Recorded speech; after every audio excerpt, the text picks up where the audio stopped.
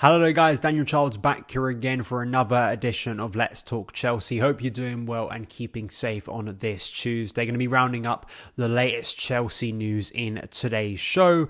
We're going to look on that Armando Broja injury. We've got some really bad news. Injury FC strikes again for Graham Potter. Not good, especially after Sunday's friendly, and it does look like the assessment and sort of the prediction over Armando Broja's injury is not looking good for Chelsea. And then that very much leads into a second story regarding Chelsea's potential transfer business over a new striker in the January transfer window. We'll look back at the Aston Villa game, some of the positives I took from it, even though it was a 1-0 defeat and it looked like a very unfamiliar Chelsea side in that game. And then finally, an interesting story around Chelsea, one of Chelsea's sponsorships that only started back in May and has already come to an end. It's one of those weird stories we don't cover usually on the show, but I wanted to speak about it in today's episode. Before we get into any of that good stuff, I want to ask you guys, if you haven't already, hit that subscribe button and the notification bell on my YouTube channel so you don't miss any of the uploads.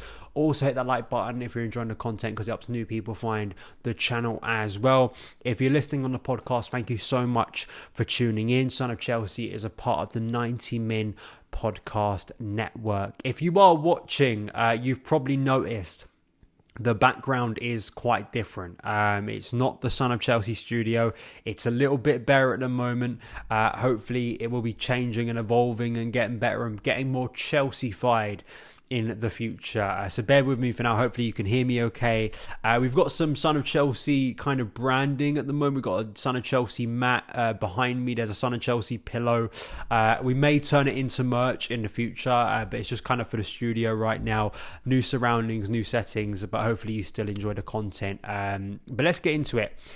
Armando Broja. So he had that injury on Sunday. It did not sound good. It was uncomfortable viewing and it just felt so typical. Chelsea literally, I think 20-25 minutes back into a warm-up game, not even the real thing.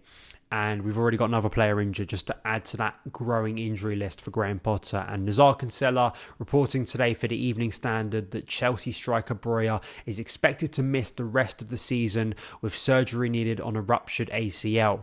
The Chelsea striker will soon begin his rehabilitation programme after suffering the injury in a 1-0 friendly defeat by Aston Villa on Sunday. The 21-year-old was left in distress in the 22nd minute of the match after getting his boot stuck in the turf and twisting his knee whilst closing down defender Ezri Konsa. An anterior cruciate ligament injury will leave the Albania international with a minimum of 5 months on the sidelines, but it could be a maximum of 12 in the worst case scenario.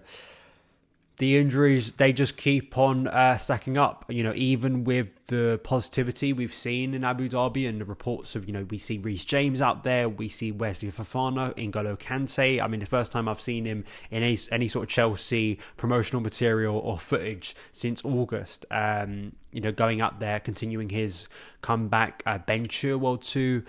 And then, of course, typically we get another injury to stack up onto that pile, and it really does pose some big questions for Chelsea heading into this January window because, Aubameyang, Kai Havertz, Broja, those three players would have been the three options that Potter was going to use for the rest of the season. But now there could be an incentive in the January window rather than central midfield, which is such a key position, potential right back for Reece James, covering that area. There could be the idea of going in and signing a new striker. We'll get to that, who that could be.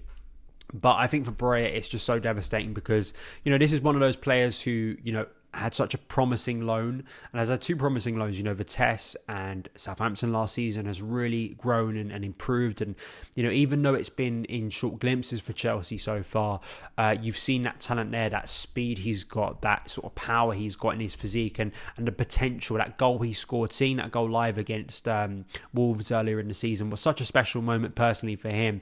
And the fact that he can't compete potentially for the rest of this season is so devastating for his development because there's a real opportunity there right now, for Chelsea not really knowing where we are. I think as negative as that is, the uncertainty of not having clarity in certain positions, it also, I think, opens the door for opportunity, for players to really stake a claim. And I felt that Broja heading into the second half of the season with no World Cup, this was his opportunity to really gain more minutes. But it's cruel. It really is. It is at the moment. And I just wish him the best. I hope it is only 5 months, but we will see. And I hope the surgery goes well. But I know a lot of people now have been bemoaning that friendly. And why did we have to go out to Abu Dhabi to play it?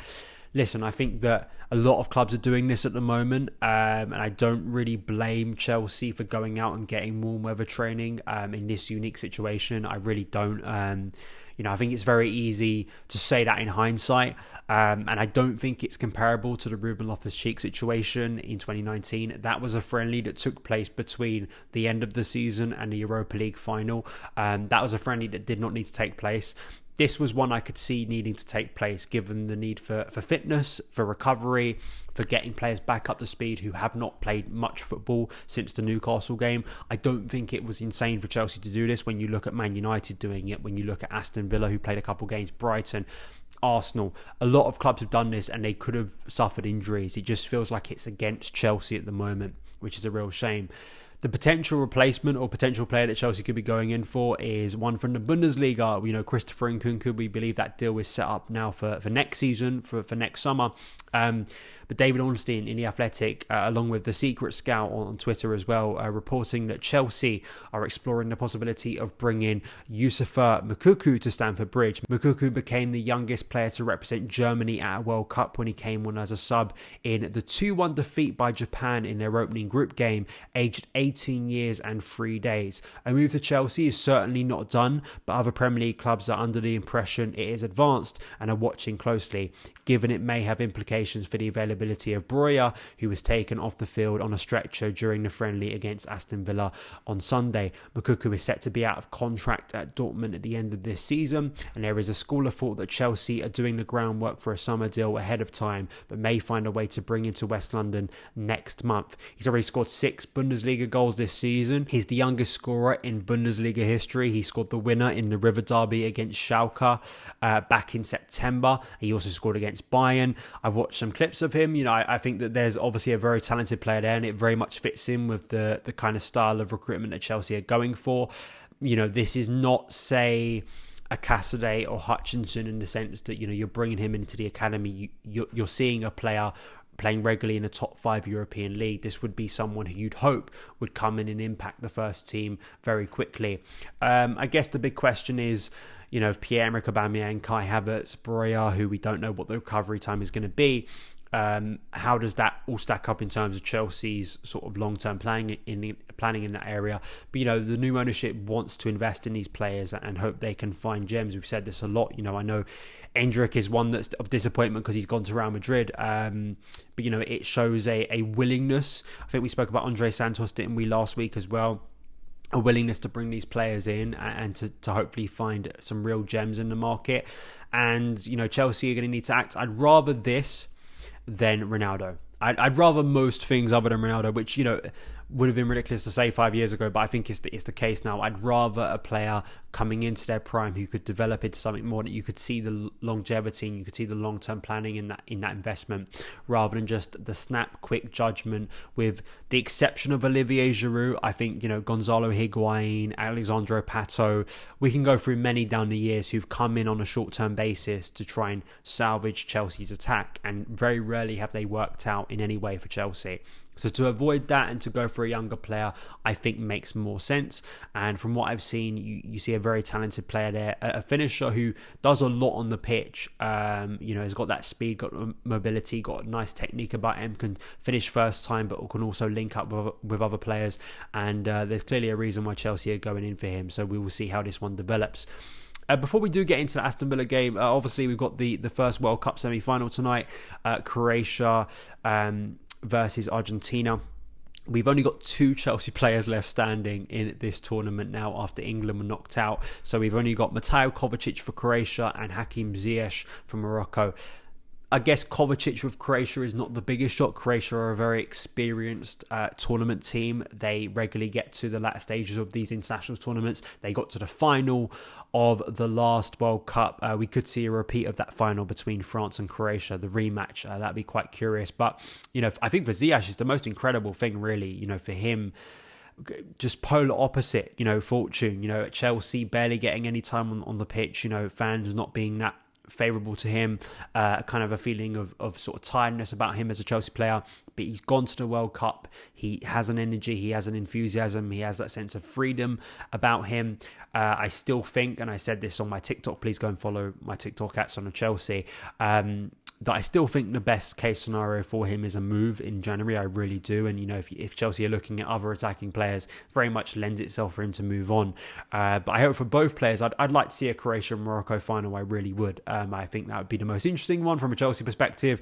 But to see either of those nations, it's a bit like in tennis, as much as we liked seeing Federer and Nadal and Djokovic, it'd be nice to have a World Cup final where you have a new winner or someone, a nation going in there who for them, you just did not expect to see these two teams. And considering both these teams faced each other, Croatia and Morocco, at the start of the tournament in a really dull 0-0 game, one of the worst games of this tournament, it'd be incredible to see both nations in the final. So we will see how the first semi-final goes, and hopefully Kovacic and Ziyech can at least get to a final. But those are two players we won't be seeing returning for the Bournemouth game, because we've seen reports that the likes of, Kai Havertz, Edouard Mendy, Christian Pulisic, Kalidou Koulibaly, Thiago Silva, Mason Mount, Conor Gallagher, Raheem Sterling are likely to be back in training before the Bournemouth game. How many of those are involved, I think, is unknown at the current moment. We saw in the Aston Villa game, which we'll get onto now, it was a very, very different team. I think the most experienced players on the pitch were Marcus Bettinelli, but of course Bettinelli only had one appearance for Chelsea before this, and that was in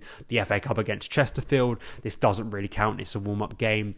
Marco Correa, Jorginho, and then of course you can kind of add Broja into that, but Pierre-Emerick Aubameyang mostly of kind of those experienced players. So very few players that you expect, and it really was a showcase for the academy talent to really show what they can do, to really impress, and hopefully for some of them make that upgrade for themselves and promotion, and hopefully get more minutes for Graham Potter in the second half of the season. I think Lewis Hall, who's now a fully fledged first team member, as we've discussed before, once again really asserting himself well, this time in central midfield, which is kind of his more familiar position, was really good to see. I think the one that excited me the most, and we've been expected to see him in a Chelsea shirt in the first team for quite a few months now, and that's Omari Hutchinson. What an incredible few months he's had. He only signed for the club from Arsenal in the summer, and already, he's kind of banging on the door. He's getting on the bench for the Brighton game in the Premier League. I think he should have got off the bench against Man City in the League Cup. But I really want to see Hutchinson be involved in this first team squad, because, I see potential of a player that Chelsea haven't had for some time. I think on that right against a very experienced fullback in Luca Dean, he gave him a lot of problems and could have scored a wonderful goal in the first half, cutting onto his favoured left foot and trying to curl it to the far corner, unfortunately hitting the post. But I just felt there was that sense of a bit of a maverick, someone who, has little fear on the ball, it looks like to me. We saw Dion Ranking. I felt Charlie Webster was another one, a really accomplished, comfortable midfielder. Whenever I've watched him for the academy, he's always impressed me with that, his sort of care on the ball. There are bits of him that remind me a little bit of Mateo Kovacic, so I think he could fit in well at Chelsea as well. Some of these players I think in the future will be getting loans elsewhere, but I just think it was really positive, I think, for all these players at least to be involved within the environment of the first team squad, even if a few of them actually make it to that match day squad against Bournemouth, which we expect only a handful will likely, and then maybe in the FA Cup game against Man City next month. But real positive on that aspect. The final thing to speak about is a really curious story, and I don't speak about it, and I'm not an expert in this field. I like talking tactics, we like talking transfers, but this is about sponsorship. And I was kind of preparing for the show this morning, and I heard it on BBC News as it was linked to this, so it's just an incredible story, really. This is from Bloomberg. Crypto's amber to end Chelsea sponsorship enacts over 40% of jobs in FTX fallout. Amber Group, one of Asia's leading crypto trading and lending platforms, is cutting jobs, scrapping retail operations, and terminating a sponsorship deal with Chelsea FC in the latest retrenchment to hit the digital asset sector. Sam Bankman-Fried, founder of the collapsed cryptocurrency exchange FTX, has been arrested in the Bahamas, the country's attorney general has said. So this is all linked to Chelsea. Chelsea only announced this, so Wellfin, so we see it on the sleeve at the moment. Wellfin is the sponsorship that's linked to Amber Group. That's coming to an end. It was only announced in May, so this was before the takeover with Todd Bowley and Clear Lake had officially gone through. So it's that recent, and it's quite incredible that it's collapsed so quickly. Of course, there's a lot of controversy around crypto And a lot of clubs have been criticised in the Premier League and in European football for dealing in crypto and kind of being linked to these sponsorships and how dodgy they are. Do they exploit fans? I think that's a discussion for another day. But I think for Chelsea and for the new ownership of kind of sponsorship, I think it kind of links back to that debate and discussion we had this year around Free UK, who of course suspended the sponsorship when Roman Abramovich was sanctioned, restarted it. There was a lot of sort of debate over and kind of unknown whether they were going to continue the sponsorship into this season. They have. That sponsorship is coming to an end next year, and I think a lot of us expect that after that it won't continue and the new owners will get in their own sponsors to kind of feature on the shirt. Which I don't think is the worst thing. It just kind of feels quite natural. It was similar under Roman Abramovich. If you remember, we had Fly Emirates and then it quickly moved on to Samsung. I suspect that'll be the big thing. And I think sponsorship is a big part of Chelsea's structure moving forward. It really is. And I think Chelsea are going to have to rely on it a lot more than they did previously. And I'm sure that Todd Bowley and the new owners, Clear Lake, will be hoping they can, secure a big deal for Chelsea in the coming years. Because it's going to, it's part of the way of financing the club in the future. The crypto, I think sort of all of that.